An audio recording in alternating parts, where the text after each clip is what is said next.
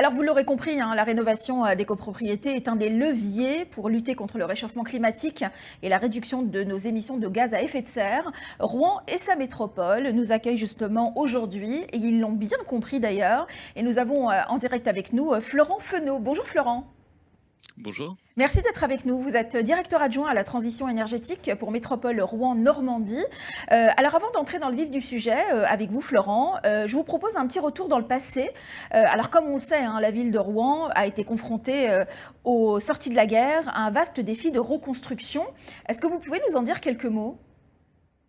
Alors oui, en fait, dans l'après-guerre, en fait, une grande partie de Rouen est détruite, avec des périodes de bombardement qui ont touché, tout le cœur de la ville, assez fortement.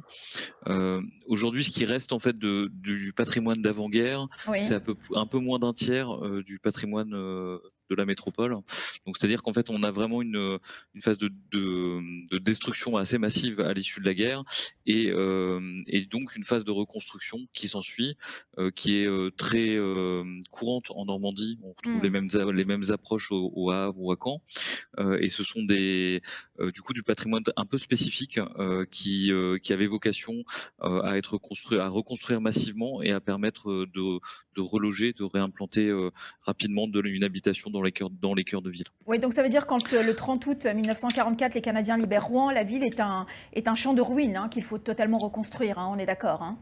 C'est ça, tout à fait, Ouais. et puis avec une reconstruction qui doit être, adaptée, à un usage urbain, et donc du coup une densité, d'habitat, et en même temps, une nécessité d'aller vite, donc avec Hmm. des approches d'îlots en fait qu'on évoquera tout à l'heure, Bien sûr. qui sont, très spécifiques de ce patrimoine de la reconstruction. Alors, Florent, on l'a compris, hein, de par son histoire, la ville de Rouen n'est pas un territoire à reconstruire comme les autres. Alors justement, en quoi la problématique de reconstruction impacte-t-elle le sujet de la rénovation énergétique?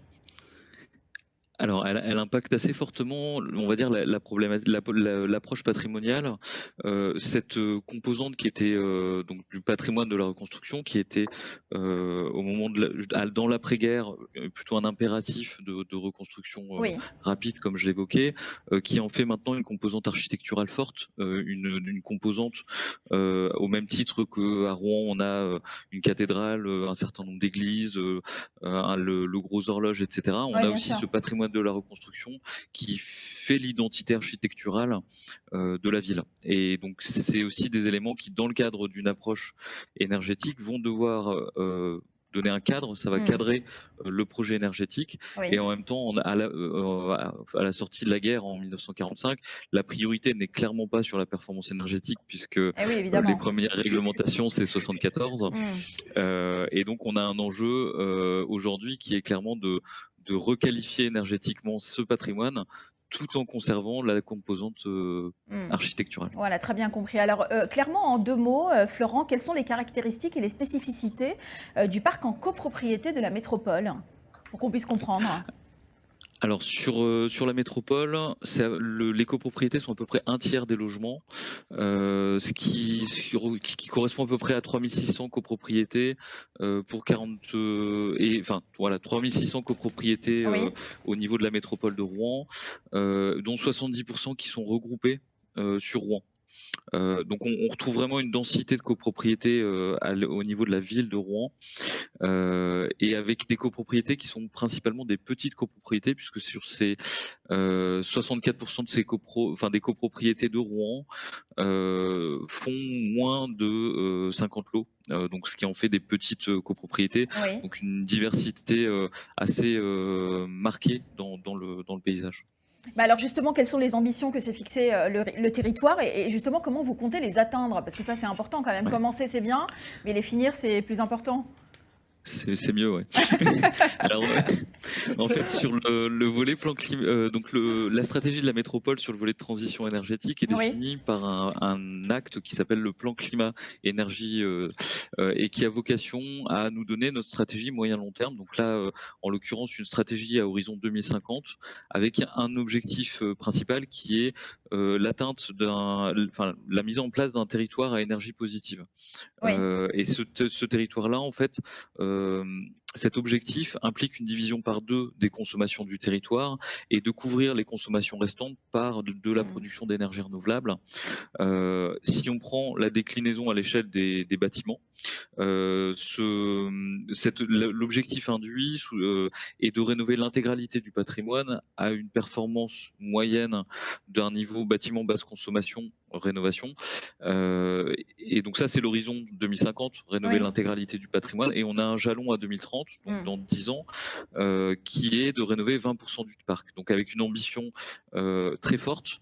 Et forcément, la question qui s'est posée de manière Mmh. sous-jacente à l'adoption de cette stratégie, c'était les moyens, la manière de De les mettre en mettre en œuvre place, oui, cette ambition, bien sûr. aussi bien de l'accompagner techniquement que financièrement. Je pense qu'on Et humainement, l'évoquera je crois, tout à hein, l'heure. aussi, hein? Humainement. Ah oui, tout à fait, Oui, tout à fait. Bah, en évidemment, fait, l'enjeu humain est fondamental, surtout à l'échelle d'une copro. Une bien sûr. copro, c'est des instances, c'est plusieurs différentes parties prenantes qu'il faut coordonner, qu'il faut mettre d'accord, sur lequel des fois il y a un peu de médiation à mettre en place, sur lequel il va falloir trouver des consensus. Oui. Et c'est l'enjeu aussi du coup de la puissance publique de pouvoir faciliter ce consensus. Donc c'est surtout un projet fédérateur, hein, si on comprend bien, hein.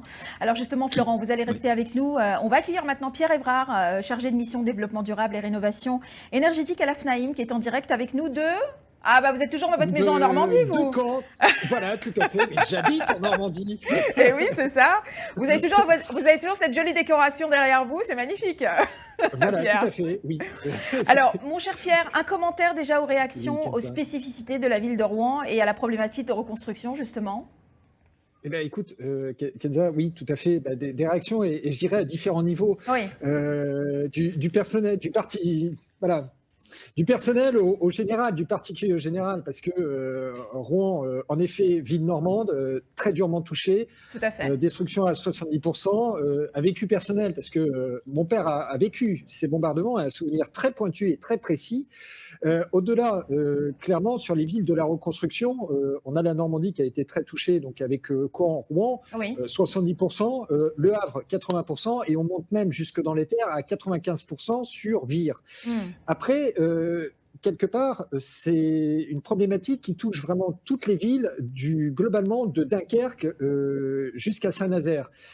Et ce qu'il faut voir, c'est que si autant il y a une vingtaine d'années, par rapport à ce patrimoine, il y avait peut-être pas vraiment un attachement, depuis quelques années, vraiment, et c'est ce que disait Florent, ça fait partie vraiment de notre identité et de notre Et de votre patrimoine ADN, hein, évidemment. et de notre ADN. Oui. Et quelque part, quand Le Havre a été classé au patrimoine de l'UNESCO, on se doit de rénover ce patrimoine en conservant toute son identité Hmm. et cette réappropriation qu'on fait tous. Bah alors justement, je vais vous proposer maintenant de découvrir, et sans plus attendre, la résidence Îlot 18, située à 2 pas de la cathédrale de Rouen, pardon, un reportage signé Nicolas Tarade. Bon, bah écoutez, voilà, la visite commence. Donc, bienvenue à l'îlot 18, où nous venons de réaliser des travaux. Et on est à 2 pas de la cathédrale, dans un immeuble bien situé, de la reconstruction de Rouen, et avec beaucoup de qualité et de plaisir à y vivre.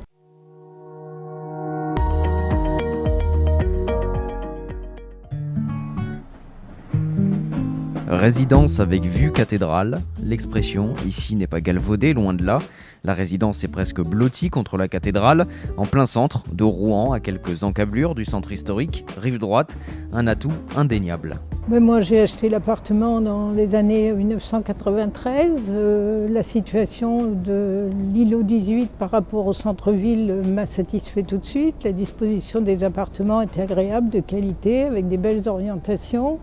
Une surface moyenne de 75 mètres carrés, un 3e étage, un ascenseur, enfin bon, une copropriété qui marchait dans de bonnes conditions. Plus de 20 ans déjà dans cette résidence, un lieu de vie où l'on se sent bien, où l'on a envie de s'investir pour sa copropriété. C'est une copropriété qui ne pose pas de problème, il n'y a pas eu de gros soucis majeurs. L'entretien se fait régulièrement, le conseil syndical se déroule dans de bonnes conditions depuis, je ne sais pas, peut-être 20 ans, j'en fais partie. Voilà. Une résidence harmonieuse où se côtoient des familles, des retraités, des colocs, entre jeunes, des artisans, des professions libérales. Un ensemble de copropriétaires motivés à l'idée de réaliser des travaux de rénovation énergétique, même si tout n'était pas possible. Nous sommes ici à l'îlot 18, qui est un îlot de la reconstruction sur Rouen, avec des typologies un peu complexes sur les performances énergétiques, puisque nous avons des façades qui sont classées et qui sont dans un périmètre protégé, puisque nous sommes situés juste à côté de la cathédrale de Rouen. Donc nous ne pouvons pas intervenir sur les façades de cet immeuble. Un chantier exemplaire en plein cœur de Rouen qui donnera peut-être, qui sait, des idées à d'autres. Alors, comme on peut le constater, Florent, la rénovation de cette résidence est une rénovation exemplaire, mais également des façades classées qui rendent une isolation thermique par l'extérieur compliquée, pour ne pas dire impossible. Alors, j'imagine, Florent, qu'il y a sur le territoire d'autres copropriétés dans le même cas, n'est-ce pas ? Alors c'est le cas, c'est même plus fréquent qu'on y pense, puisqu'en fait dès qu'on est en zone urbaine, on a très fréquemment du patrimoine classé qui est à proximité, et ce qui fait intervenir très rapidement un architecte des bâtiments de France, à minima pour un avis sur le projet de rénovation, et qui va donner des contraintes, que ce soit sur du patrimoine de la reconstruction ou même sur du patrimoine un peu plus vernaculaire, comme on le voyait avec le bâti ancien de Rouen, qui est quand même avec cette typologie normande assez marquée, et qui va de toute manière imposer des contraintes au projet.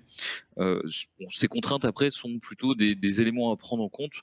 Ça n'empêche pas, comme dans l'exemple qui était donné, d'aller trouver des solutions diverses et puis de tendre sur des niveaux de performance qui vont dépendre aussi en fonction de ces contraintes. On ne va pas chercher à créer des bâtiments passifs sur des bâtiments qui sont très anciens, quoi. Donc il faut trouver l'équilibre, et dans cet équilibre figure une contrainte, là en l'occurrence dans l'exemple qui nous est donné, qui est d'ordre architectural. On pourrait retrouver dans d'autres cas des contraintes d'aménagement, des contraintes de sécurité, des contraintes d'accessibilité aussi. Oui, puis ce serait dommage, parce que les façades sont vraiment très belles, hein. On est d'accord, hein. Oui. En fait, c'est vraiment une typologie qui est. Alors, belle, en fait, vous aimez pas le. En fait, c'est-à-dire qu'en fait, quand on parle d'architecture, l'enjeu n'est pas tant que ce soit beau, mais que ça en fasse une caractéristique patrimoniale. D'accord. Quand on parle d'un bâtiment normand, on peut pas avoir une caractéristique patrimoniale qui soit belle ? C'est difficile à envisager ? Les deux sont tout à fait compatibles. Ah bon, d'accord. La beauté est subjective, alors que la composante patrimoniale est plus objective. D'accord. Et du coup, sur le bâti ancien, quel qu'il soit, on va avoir des composantes où certains vont aimer les pans de bois, d'autres ne vont pas les aimer. Certains vont être très fans du. Ah bah ça, les goûts et les couleurs, qu'est-ce que vous voulez que je vous dise, évidemment. Alors justement, Pierre, de façon plus générale, quel autre type de travaux sont envisageables dans le cadre justement d'une rénovation énergétique ? Vous, ça vous a fait rire quand j'ai dit que c'était beau ? Non, mais attends, c'est exactement, c'est pour ça que j'avais pris l'exemple du Havre, parce que clairement, pour tout dire, Kenza, le Havre, il y a encore quelques années, nous, quand on allait à 20 ans prendre un ferry pour aller en Irlande et qu'on passait au Havre, on se disait, mon Dieu, ça pique un petit peu, mais quelque part, on n'était pas habitués. Non, mais on n'était pas habitués, on avait un inconscient collectif sur ces constructions massives en béton. Et quelque part, justement, classement UNESCO, et on a redécouvert ce patrimoine. Donc voilà, notre œil commence à s'habituer à certaines choses, et quelque part, voilà. Donc vous aviez mal jugé votre propre patrimoine. On est d'accord. C'est pas exactement ça. C'est qu'il y a un temps d'adaptation, il y a un temps il y a un temps de redécouverte. Mais évidemment, aussi, évidemment. Voilà. Mais alors justement, et d'appropriation, c'est-à-dire que le projet de rénovation est aussi l'outil de l'appropriation par les habitants de ces composantes architecturales. Quand on les comprend, quand on sait d'où elles viennent, on les apprécie d'autant plus, et à un moment on peut les trouver belles ou pas. Et il y a une fierté. Mais voilà, et du coup on s'approprie à travers le projet de rénovation les composantes, dont les composantes architecturales, quoi. Alors je suppose, Pierre, qu'il y a... Pardon, Florent, excusez-moi, je vous ai coupé, allez-y. Non, mais c'était tout. C'est bon ? Très bien. Pierre, je suppose qu'il y a aussi d'autres travaux sur lesquels on doit se concentrer, l'isolation de la toiture et des combles, qui sont quand même des choses importantes. Tout à fait. Les planchers aussi ? Les planchers aussi, globalement, pour tout dire, l'enveloppe, isolation, donc toutes les parois, les façades, globalement, Oui. c'est 60%. Mais après, évidemment, on peut jouer déjà sur le matériel avec tout le système de chauffage. On peut jouer aussi, évidemment, sur les toitures. Alors là, on sait que c'est 7-8%. Les planchers, c'est la même chose. Le système de ventilation. Exactement. Et quelque part, c'est ça qu'il faut prendre en compte. Et c'est ce que le législateur prend en compte dans une majorité de textes, c'est qu'on peut être confronté à des impossibilités. Et là, on a un exemple, mais qui est vraiment un patrimoine intrinsèque, reconstruction, Oui. dans le cadre d'un périmètre sauvegardé.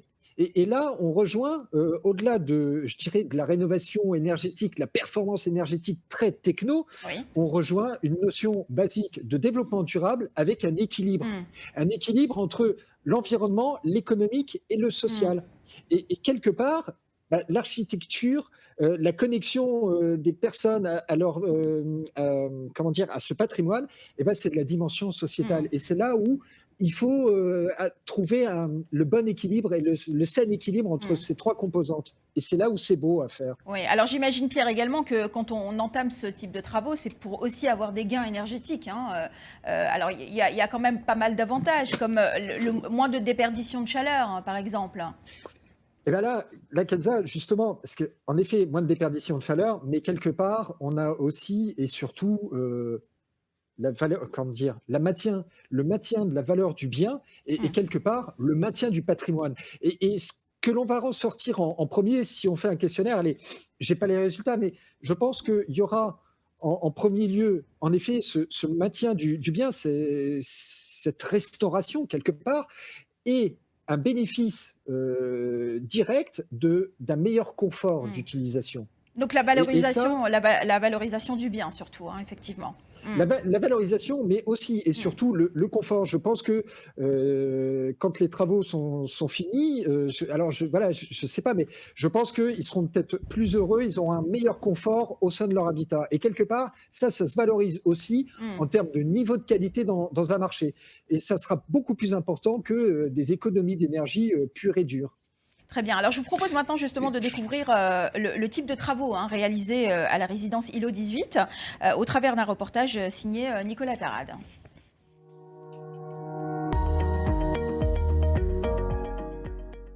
Nous sommes ici à l'ILO 18, qui est un îlot de la reconstruction sur Rouen, avec des typologies un peu complexes sur les performances énergétiques, puisque nous avons des façades qui sont classées et qui sont dans un périmètre protégé, puisque nous sommes situés juste à côté de la cathédrale de Rouen.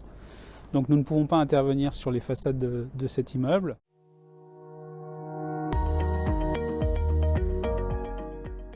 Au niveau isolation des planchers bas, donc on isole tout le plafond.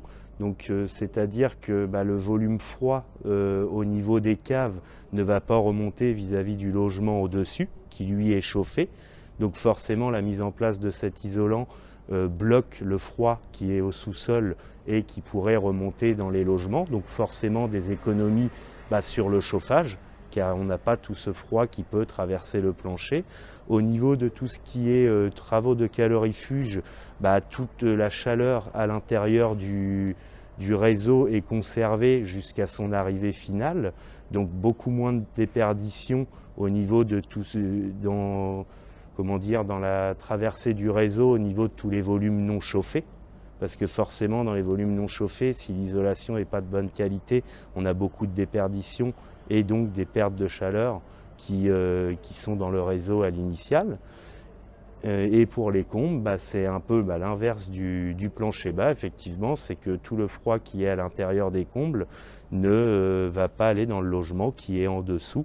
Donc forcément aussi des économies d'énergie pour les gens qui sont plus au dernier étage ou au rez-de-chaussée quand on fait l'isolation des planchers bas, mais cela apporte des économies pour la résidence entière, étant donné que le chauffage est commun. Alors justement, Florent Fenot, j'ai besoin de vous poser la question suivante. Qu'est-ce qu'un îlot de reconstruction et quels sont les impacts en termes de rénovation climatique et énergétique ?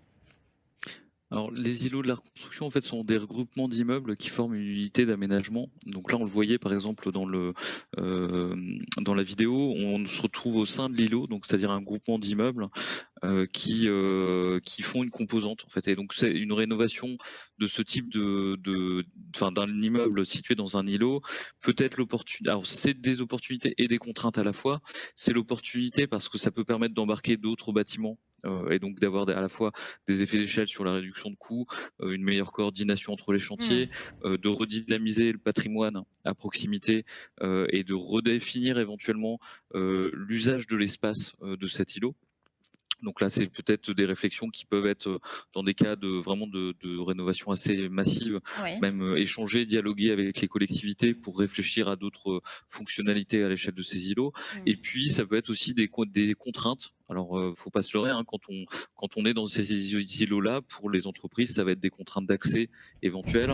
Ça peut être des contraintes de nuisance sonore et donc ça nécessite un peu plus d'attention que sur un bâtiment isolé, puisque ça va demander un petit peu de dialogue, de coordination, de communication avec les usagers de ce site, également aussi avec les autres syndics ou copropriétés si c'est géré par différentes copropriétés. Alors justement, Voilà. Pierre, quand on découvre justement le nombre de travaux qui ont été faits dans cette résidence, on a le sentiment quand même que le projet a été poussé jusqu'aux limites du possible, compte tenu des contraintes architecturales de la résidence. Est-ce qu'on peut dire vraiment que ce projet est exemplaire ? Eh bien, écoute, oui, Kenza, parce que en effet, il y avait, on entend quand même des contraintes qui sont extrêmement importantes, qui quelque part peuvent refroidir un petit peu tout le monde. Eh oui. Et là, on voit un petit peu toute l'intelligence qui a été mise. Donc voilà, on sent qu'il y a eu de la maîtrise d'œuvre, on sent qu'il y a eu un accompagnement précis, pointu, et pas uniquement voilà technique, parce que il y a le bâtiment qui est au cœur de son îlot, qui est au cœur de la ville. Donc il y a vraiment, voilà, il y a quelque chose qui et on se rend bien compte que tout a été paramétré pour atteindre un niveau maximum compte tenu des contraintes. Et aussi, pardon, ce que l'on voyait même dans le premier reportage, c'est qu'on voit pertinemment qu'il y a un attachement au bâtiment, que la population elle est très diversifiée et on se rend compte que vraiment il y a eu un effort d'y aller collectif, quoi. Ça a fait sens, ça a fait société et là je pense que si on pouvait avoir des éléments là-dessus, je pense que ça serait extrêmement intéressant parce que là je pense que c'est une véritable aventure humaine. Alors, et c'est beau. Effectivement. Alors, il y a aussi ce fameux binôme gagnant syndic copro. Je vous propose de découvrir en images pourquoi justement ce binôme est à la fois gagnant et intéressant.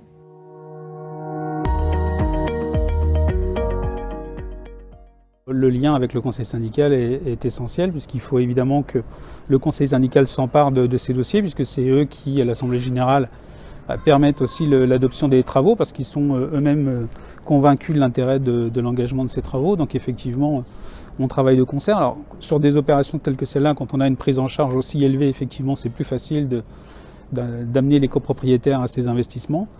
Mais oui, effectivement, la relation entre le conseil syndical et les syndics est essentielle. C'est une personne qui est très présente, qu'on peut joindre facilement, qui est de bons conseils, qui, je pense, ne nous pousse pas dans des dépenses énormes, mais dans un entretien raisonnable, moi, je dirais. C'est quelqu'un de sérieux. Et bon, moi, personnellement, j'y trouve une certaine satisfaction d'avoir ce monsieur qui a un œil vigilant sur notre copropriété, qui est très disponible, qui vient une fois tous les mois voir ce qui se passe. Même sans la présence du conseil syndical, n'importe qui faisant partie de la copropriété peut assister à ces réunions. C'est très précieux pour le ressenti de chacun. Et ça donne quand même une confiance et un reflet et une grande qualité au point de vue de l'entretien de la copropriété. C'est aussi pour ça que finalement tout le monde a décidé de s'embarquer dans ces travaux de rénovation. Tout à fait. Tout ça, c'est une suite, hein, c'est un ensemble. Alors on observe dans ces différents témoignages, Pierre Evrard, de la disponibilité, de la vigilance. On pourrait même parler de bienveillance du syndic à l'égard des copropriétés. Alors le tableau est presque idyllique, hein, j'ai envie de vous dire, mais est-ce que c'est le cas partout, franchement ? Ah, c'est quand même très souvent non, mais Kenza, c'est quand même très souvent le cas. Après, c'est un partenaire et il suit, je dirais, la copropriété, le Ouais. syndicat des copropriétaires et un vrai partenaire, bah, à certains moments, il y a des discussions, qui peuvent parfois, voilà, on ils savent tout se dire et c'est vrai que, il peut y avoir certains copropriétaires qui sont parfois réfractaires, donc il y a des Mmh. discussions qui peuvent être assez, voilà, assez, bon, Assez elles houleuse. sont peut-être pas dans un cadre idyllique, voilà. Très Non, non, bien. mais par contre, il y a quand même quelque chose qui est extrêmement important et qui a été dit dans le reportage. C'est la notion de confiance. La rénovation énergétique, c'est une question de confiance parce que quelque part, on a un syndicat de copropriétaires bah, qui confie clairement son bien immobilier, mais au-delà, c'est son foyer.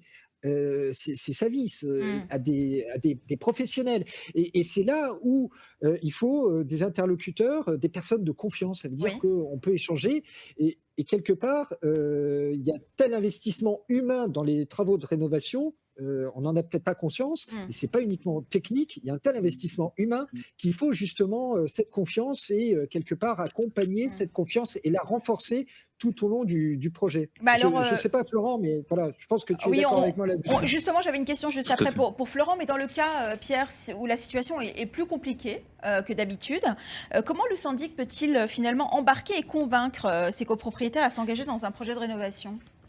Eh ben, en fait, si tu veux, Kenza, tout le jeu et c'est toute la perméabilité à la matière humaine, c'est que finalement, au sein d'un syndicat de copropriétaires, qu'est-ce qu'on va retrouver? Eh ben, on va retrouver des personnes qui sont extrêmement impliquées, qui veulent aller Mmh. absolument, parfois quitte à faire peur aux autres, hein, aux autres copropriétaires. Oui. Et on a par contre des réfractaires qui ne veulent pas. Il y a toute une dynamique et à suivre, à accompagner, quelque part, peut-être, sur le Mmh. ventre mou. Parce qu'on a des réfractaires qui, de toute façon, ne voudront jamais rien faire. Nota bene que dans ces réfractaires, parfois, il peut se trouver des propriétaires bailleurs, mais compte tenu des obligations qui arrivent avec les réglementations, ceux-là tendront Mmh. à devenir, comment dire, acteurs et moteurs. Mais vraiment, c'est, quelque part, le syndic devient aussi un chef d'orchestre et parfois pour faire passer les Mmh. messages entre ceux qui veulent, ceux qui se posent encore la question et pour accompagner vraiment des individualités dans une décision collective. Effectivement, donc communication et transparence, hein, surtout, hein? Ouais. Oui, surtout, c'est Alors, la base. justement, Florent, Feneau, outre ce binôme, hein, justement, syndic-conseil syndical, quels sont les autres facteurs clés de réussite? Est-ce que vous avez en tête une ou un ou 2 exemples de rénovation, sur le territoire? Oui, alors, en fait, le binôme que vous mettiez en avant, est évidemment quelque chose de fondamental. C'est-à-dire que, le copropriétaire sans son syndic aura du mal à avancer, le moindre projet. Mais là, on est quand même sur des situations qui sont très complexes. C'est-à-dire que techniquement, c'est compliqué. Financièrement, Mmh. il y a toute une ingénierie à monter. Il y a, tout le rôle de médiation entre les acteurs et les parties prenantes, qu'évoquait Pierre, tout à l'heure. Et puis tout un rôle d'information et de conseil pour bien éclairer les décideurs, donc les copropriétaires, dans les choix qu'ils vont faire. Et donc dans les acteurs clés qu'on peut faire ressortir sur enfin, des rénovations qui fonctionnent, très souvent on retrouve la puissance publique aux côtés du syndic Mmh. et des copropriétaires, hein, on est bien donc pour justement appuyer à la fois sur la méthodologie, sur l'accès aux aides et aux dispositifs, que ce soit des dispositifs financiers ou des dispositifs techniques. Et en fait, la puissance publique se positionne de plus en plus en facilitateur en fait de cette action, et facilitateur, mais aussi acteur d'accompagnement neutre, puisque par moment, dans des périodes où il peut y avoir des crispations dans les relations entre les parties prenantes, cette neutralité de la puissance publique peut aider aussi à faire passer des messages un petit peu plus euh, à réorienter Mmh. l'approche sur un prisme pédagogique et de rationalité. Puisqu'en fait, quand on met bout à bout les intérêts qu'on a évoqués jusqu'alors en termes de confort, d'économie d'énergie, d'économie financière, de gains sur la valeur verte, la valeur patrimoniale, etc. Au global, en cumulant l'ensemble de ces facteurs, on se rend compte que ce sont des projets qui qui sont pertinents, mais qui nécessitent d'avoir une vue d'ensemble et d'éclairer les décideurs du projet. Et donc l'enjeu a été clairement identifié sur notre territoire. Alors sur notre territoire régional, puisque la région aide dans le cadre d'un dispositif qui va être évoqué après, mais aide financièrement. Et puis localement au niveau de la métropole, en complément de ce dispositif, la métropole a identifié un besoin de structurer une ingénierie d'accompagnement des Effectivement. projets de rénovation pour ne pas laisser justement seul le syndic et le conseil, puisque comme le disait Pierre, la relation tend à être bonne en général, mais ça arrive que des fois ce soit un peu tendu. Et le rôle de la puissance publique est de désamorcer ou d'apporter des billes complémentaires qui vont permettre de cheminer dans le voyage qui est cette rénovation, parce que là on a vu les résultats, mais c'est 3 à 4 ans de réflexion, Oui. de démarche, entre la première idée qui a été soulevée et puis l'aboutissement des travaux, quoi. Donc c'est dans ce sens-là où en fait l'entité publique se positionne en complément du binôme que vous évoquiez précédemment.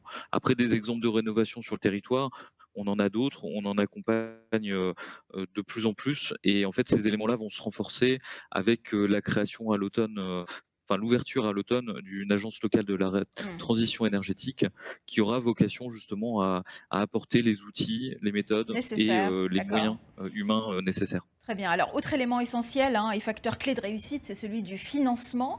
Alors, nous n'avons pas pu avoir accès à l'ingénierie financière du projet de rénovation de l'îlot 18. Mais alors, justement, Pierre, est-ce que vous pouvez néanmoins nous rappeler en quelques mots quels sont les principaux dispositifs existants, subventions, prêts collectifs, prêts individuels, coup de pouce?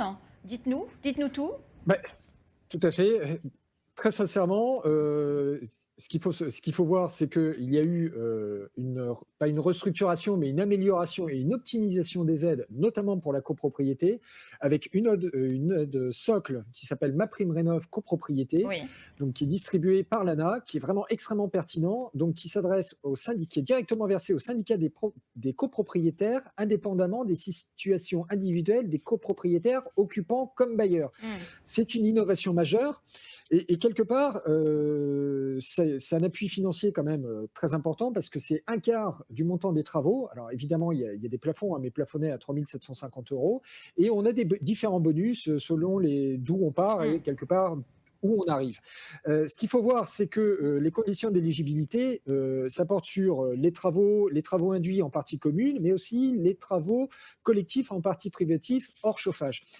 On doit atteindre un niveau de performance énergétique qui est c'est un gain de 35%. Et évidemment, la copropriété doit sortir de l'étiquette F du DPE. Et concrètement, après, on a d'autres dispositifs comme un coup de pouce C2E qui vient abonder, qui est en totale convergence. C'est exactement les mêmes conditions, c'est-à-dire gain de 35%, sortie de la classe F, travaux induits et travaux dans les parties communes et parties privatives. Et ça, on retrouve ça à tous les échelons. Les coprêts aux zéro collectif et évidemment les emprunts collectifs. Et je rejoins aussi Florent là-dessus, et quelque part aussi pour faire état de ce qui est en train de se passer sur la copropriété et la rénovation de la copropriété, c'est que ces dispositifs d'aide, qui sont lancés finalement que depuis quelques mois, appellent énormément de travaux.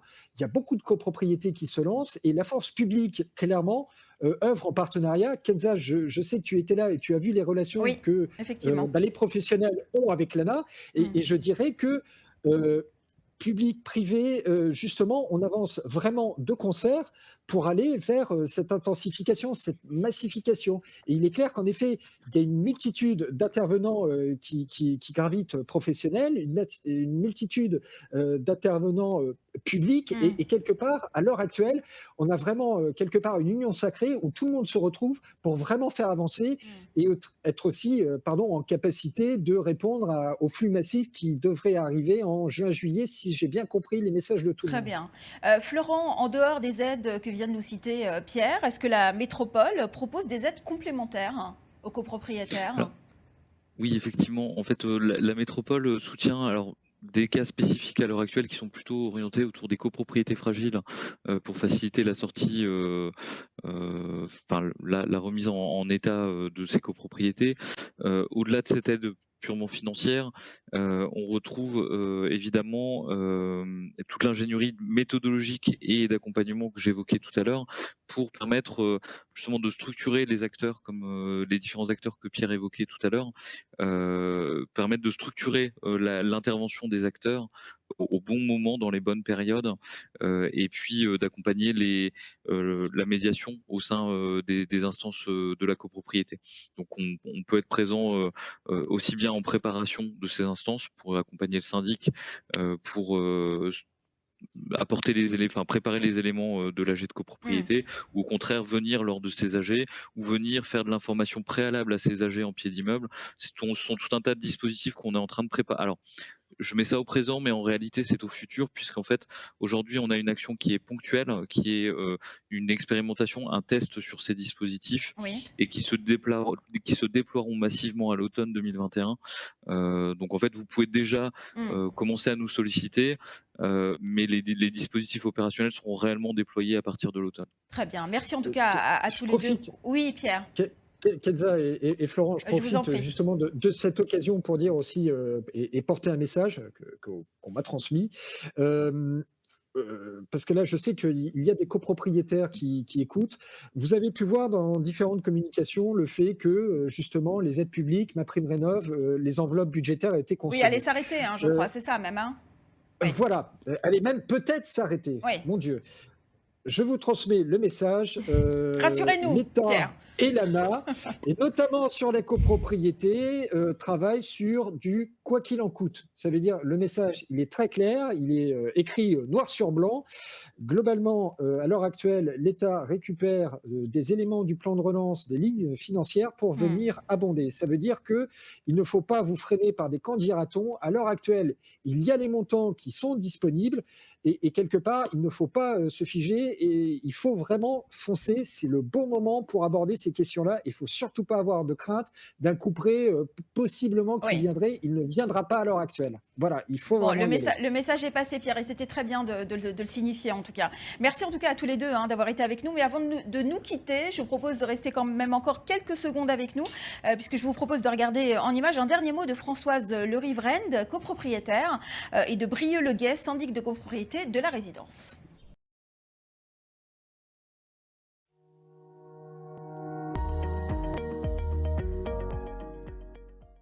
Il faut en parler avec son syndic, qu'il faut être à l'écoute, qu'il faut réfléchir à la possibilité, et puis ne pas se faire peur devant ce genre de choses, parce que c'est quand même un grand bien-être pour l'avenir, quoi.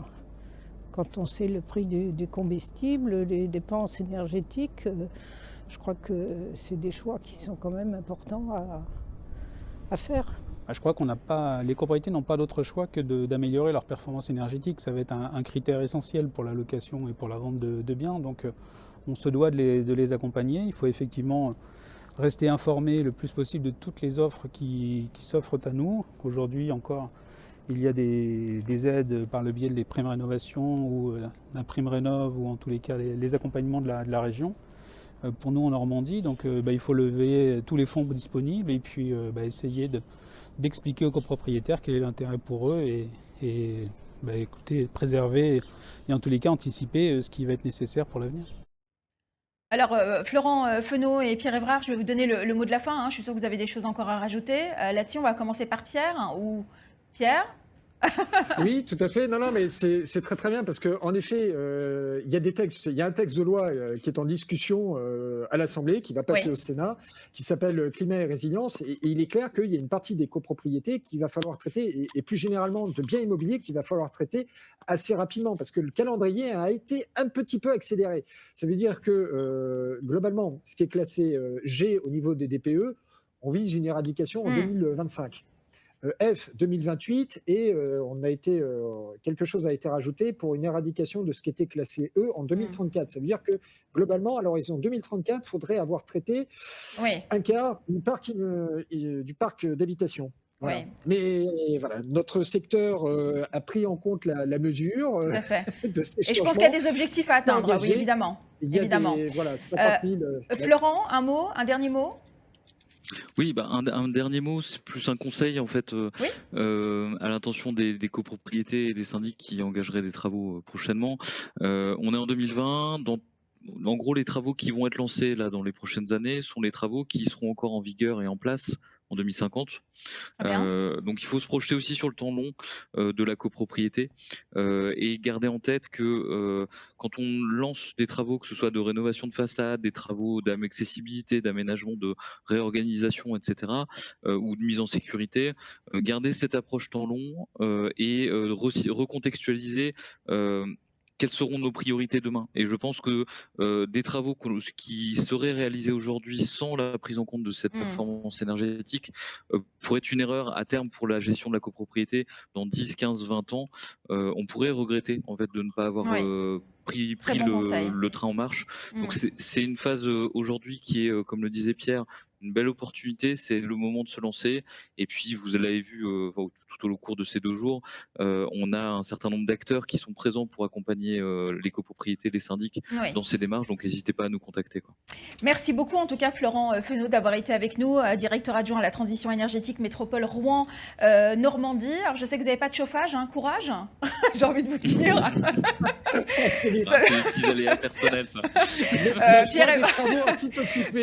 Pierre Evrard, merci d'avoir été avec nous une nouvelle fois. Je rappelle que vous êtes chargé de mission à développement durable et rénovation énergétique à la FNAIM. C'est toujours un plaisir de vous avoir, Pierre. Merci beaucoup. Bah, écoute, un plaisir qui est partagé et surtout d'échanger avec Florent. On se connaît depuis. Avec grand plaisir. Merci quelques beaucoup, années, messieurs, c'est d'avoir un été grand bonheur. avec nous. À très vite, en tout cas. très vite. Merci à vous de nous avoir suivis. Je vous propose de nous quitter justement en vous annonçant quelque chose de très important, hein, puisqu'à suivre, dès 11h15, vous aurez la chance de découvrir un atelier sur les aides financières et l'accompagnement de la métropole Rouen-Normandie pour la rénovation énergétique des copropriétés. Merci à tous de nous avoir suivis. On se retrouve le 21 et le 22 mai prochain à Orléans pour le 6e épisode de Bienvenue dans ma copro. Prenez soin de vous et à très vite.